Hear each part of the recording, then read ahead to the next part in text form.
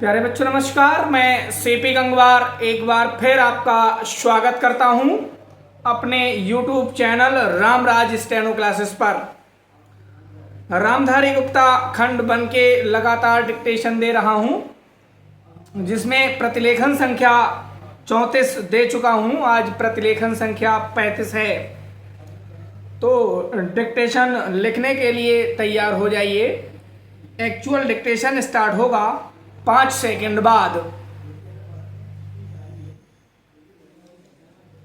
महोदय, मुझे इस संबंध में एक बात और कहनी है। वह यह है कि मुझे मुख्य आयुक्त के भाषण के अनुसार यह आशा थी कि सरकार मजदूरों की उन्नति के लिए, उत्थान के लिए, उद्योगों के विकास के लिए और गांवों की स्थिति सुधारने के लिए तकनीकी प्रशिक्षण देने का काम करेगी। लेकिन ऐसा ज्ञात होता है कि आर्थिक शक्ति सीमित होने के कारण इस ओर कार्यवाही करने की संभावना नहीं रही। फिर भी मुझे आशा ही नहीं अपितु पूर्ण विश्वास है कि भविष्य में हमारा मंत्रिमंडल इस ओर अवश्य अविलंब ध्यान देगा। इसी प्रकार से ग्रामीणों की अवस्था सुधारने के लिए सरकार घरेलू उद्योग धंधों को भी बढ़ाएगी, जो अभी तक नहीं के बराबर हैं। भारत की दृष्टि से कुटीर उद्योग बड़े उद्योगों की अपेक्षा अधिक लाभदायक हैं। पहली बात तो यह है कि भारत एक गरीब देश है और उसके पास इतना पैसा नहीं है कि वह बड़े उद्योगों के लिए पर्याप्त संख्या में बड़ी बड़ी मशीनें मंगवा सके।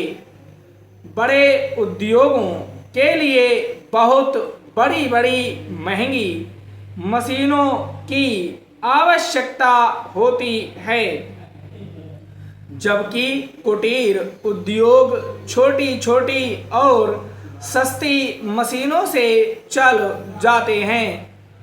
कुटीर उद्योगों के लिए ना तो बहुत बड़ी बड़ी इमारतें बनानी पड़ती हैं और ना ही बहुत महंगी मशीनों की आवश्यकता पड़ती है। अतः ये उद्योग छोटे छोटे गांवों में भी प्रारंभ किए जा सकते हैं। कई उद्योग तो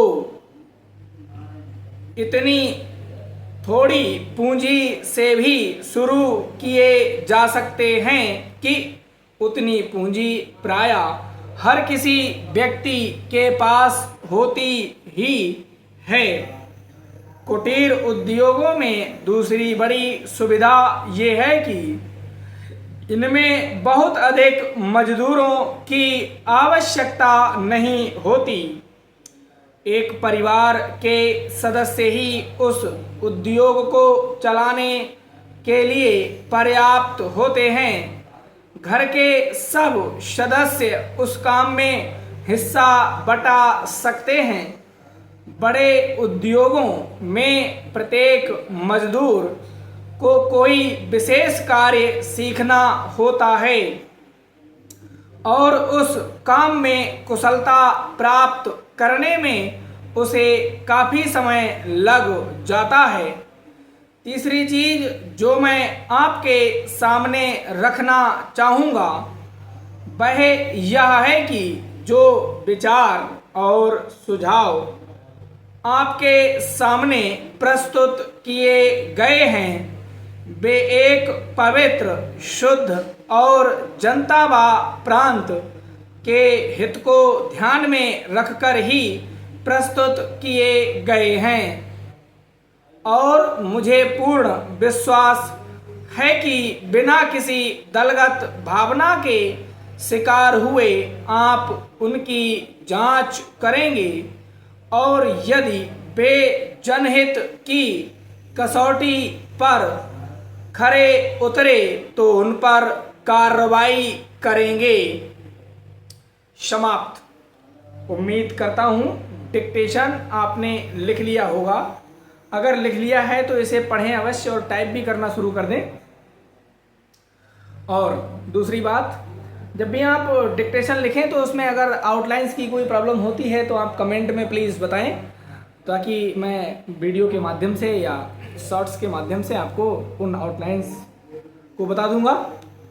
और दूसरा, या स्टेनो से रिलेटेड कोई भी आपको वीडियो चाहिए तो कमेंट में बता दीजिए। जैसे कि सर एसएससी की नौकरी कैसे लगती है, कि एपीएस में सेकंड में क्या होना है, यूपी ट्रिपल एससी में क्या होता है, या डिक्टेशन में कितनी गलतियां माफ़ होती हैं, कैसा जो भी जिस भी तरह का आपको वीडियो चाहिए हो, क्या सब्जेक्ट आते हैं, क्या पे स्केल होता है, कैसे कुछ भी, तो आप वो इस तरह की आप कमेंट कर दिया करें तो मैं उसका वीडियो बना के अपलोड कर दूंगा ताकि आपको अच्छे से समझ आ जाए। Thank you.